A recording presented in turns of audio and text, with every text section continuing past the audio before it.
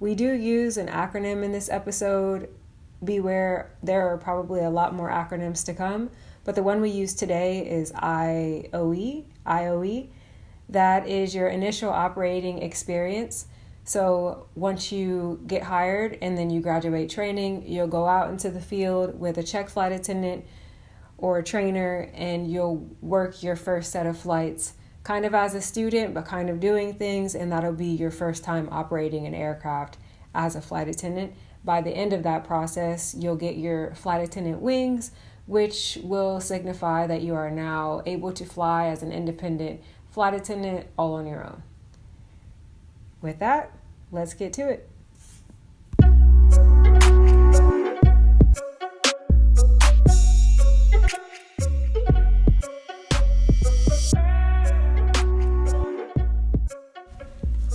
Welcome to another episode of the Layover Podcast. My name is Bree. I'm your host. Today we have with us a very special guest, a flight attendant extraordinaire. Can I say how long you've been doing flight attendant?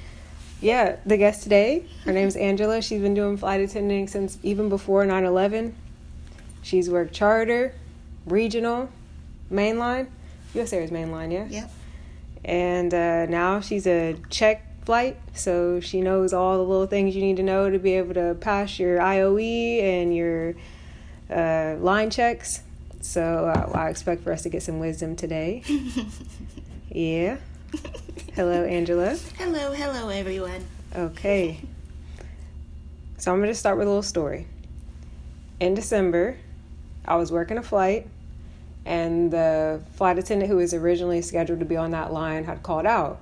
So, of course, we get a reserve. The reserve flight attendant comes on.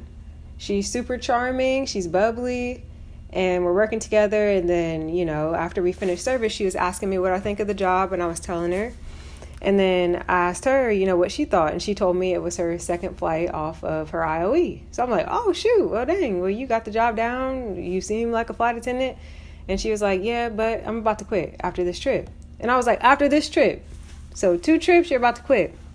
She said she was quitting because during Christmas, she was sitting short call in her crash pad. She's originally from Tennessee or something. Mm-hmm. And she had to be away from her family on Christmas. And she just realized that she missed them way too much. And she was going to quit flight attendant after she had done all that training because she wasn't even flying. So 1, it didn't make sense to her. She's like, I'm not flying. I'm sitting reserve. And I'm away from my family. And then 2, she was away from her family. So she was going to try to get into nursing. And I thought to myself, well, wouldn't it be nice to kind of know those things before you did all that commitment? So I just want to talk about what it means to be a flight attendant to people who are thinking about it, what kind of ideas they could go over in their heads before they even decide to apply to know if they're a good fit, that sort of stuff. My question to you is this. Just what is a flight attendant, if you were to say in a sentence or 2? I'm going to tell you what I think flight attendants are versus what... I'm going to give you the reality of a flight attendant versus what people perceive flight attendants to be. On my resume, when I put flight attendant, and then you give a description of whatever your position when you do a resume, I put safety specialist. I don't put waitress. I put safety specialist, customer service. Because that's all we are technically.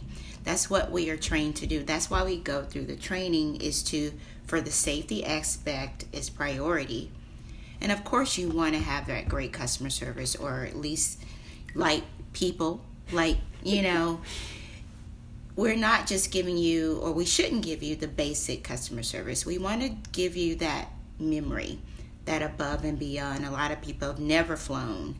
Some people have flown. It's so many airlines, and each experience can be different. You want them to remember your experience, your flight.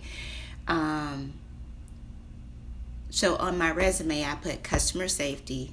I put safety specialist, and customer service as the description of my job, versus what people think we're there just to handle luggage, give them drinks, serve them food, make them comfortable.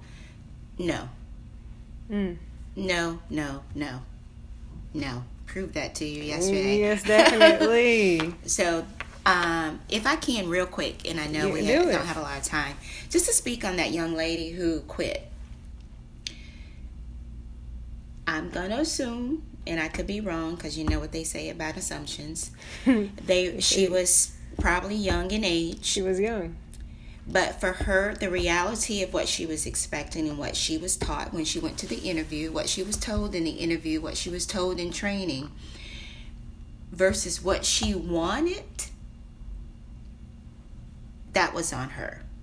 She did not get false promises. She wasn't told the job is going to be this or that or this, and then got there and it wasn't, because she's living, or probably wanted, the television dream, the movie dream of what they portray. Flight attendants living lavish, traveling around the world, just this and that. The traveling part is true. Right, that is true. But they don't show you flight attendants from the beginning in the movies and on the shows. So she wasn't misled. Her perception of what she wanted wasn't her reality. Okay, can we talk about that for a minute? Because I think with jobs like these, there's a lot of perception going on. And I would like to say, so people who are listening to this are thinking, maybe I want to be a flight attendant, and they have their ideas of what they expect to get out of it and what they expect the job will be. What do you think someone could do or think about before they decide to apply to prepare themselves for the real life of being a flight attendant? How can they know? Like, is this a good fit for me for real? Or I'm going to tell you, quick story. Very quick story. When I first entered into the industry, which was in 2000, as in the year 2000. Stop it. So the end of 1999, when I went through all the training or whatever, I was at a full-time benefits, great job. I worked for United Healthcare, and I was in an upper management position. I literally took vacation. I took vacation for the first week. Went to training. I was like, okay, I can do this. I'm liking it. Then I took PTO.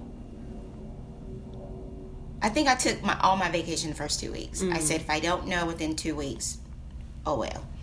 Within 2 weeks, I knew I was going through classes and all. Again, this was U.S. Air, the year of 2000. And each week of training went by, you took vacation to go to training. Oh, I didn't quit my job. I didn't know if it was going to be for me, if I would like it, I had no idea. I literally went on vacation, and within the first 2 weeks of being there, I knew this was something for me. Then I called out sick the rest of the time. I used up all my PTO or whatever, because it was 6 weeks of training, and we didn't get paid, truly nothing. So that I still had to pay my, rent and things like that. So my bills still got taken care of. So that is what I did. I don't suggest it, but you're going to know early enough if it's a job for you. Okay. So it sounds like if you just get in the door and start going to training, you should get an idea of, okay, yeah, I could do this, or this is not for me. Yeah. A gentleman in the class right before I graduated with PSA, he went through training. They did the whole graduation in class. Soon as they presented all the awards, as soon as graduation was over, don't you know that man quit right then and there? At graduation? What was it? I don't know if he thought he wanted to see if he can do it, even though he hadn't done the IOE yet.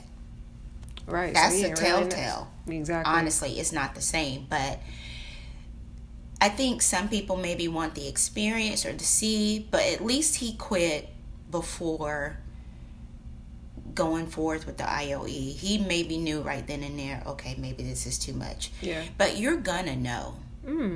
I think you're gonna know.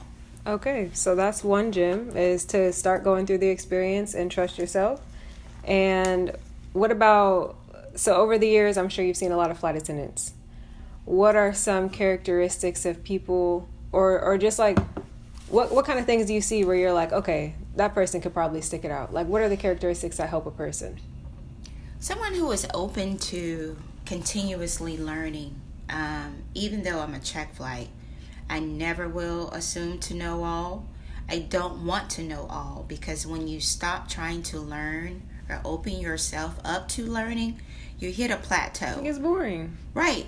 And you're not going to be, I think, the best that you can be, the best person of yourself, a best co-worker, because you're going to shut down and you're going to be more like my way or no way, because you feel like you've learned it all, you know it all. But there's always something to learn, no matter how small. It may make a big difference in your day, someone else's day. You may show someone something. I talked to you earlier about how I showed a small little thing on something no one knew for years, but it make a difference in how your day, how you process.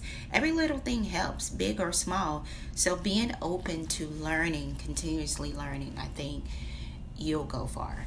And what about in the opposite direction? And then we can close. What do you think if you see this characteristic in yourself or this life situation, maybe you want to either wait or maybe think about a different direction? I have worked a long time, but I left for 7 years before I came back. Mm-hmm. I came back because for me, it was just in my blood. There was nothing else that made me happier. It's just like anything you do. If it's not something, excuse me, if it's not something you feel like is truly bringing you some type of joy, you're gonna know. If you're dreading getting up, going to work, putting on your uniform, not having a regular schedule, not making the money you might want to make, excuse me, look into everything behind flight attendants. Each company offers different things. Mm-hmm. You have to be able to be alone. Be away from family, friends, miss important events. I make a schedule so I can have family time.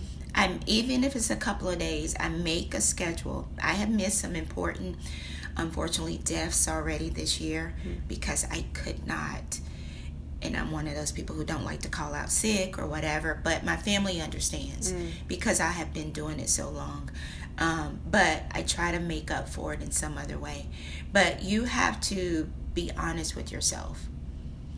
If you get into the training and you really realize, oh, this isn't for me, get out. Don't waste your time and someone else's money and resources. Go do something that may be a better fit for you. You're gonna know. You're gonna know. Okay, and so to close, what piece of advice would you give someone you don't know who is considering becoming a flight attendant? Don't just want the job or apply for the job for a dream. The dream of, I've always wanted to be a flight attendant, without doing some research. Yes, it is a wonderful career. Again, not all careers are for everyone. It is more to it than what you see in the movies and on TV. Okay, y'all heard it first. Thanks for listening to another episode of The Layover. We'll see you next time.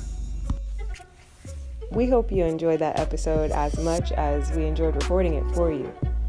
If you vibed with the episode, if it resonated with you at all, one of the things you can do is write down a couple steps you're going to take to do your due diligence in your research before you really get into flight attending. Are you going to go talk to a flight attendant? Are you going to watch some videos? Are you going to go take a flight and just see what it looks like? Let us know in the comments below. And remember, when you're going to great destinations, sometimes you have to lay over.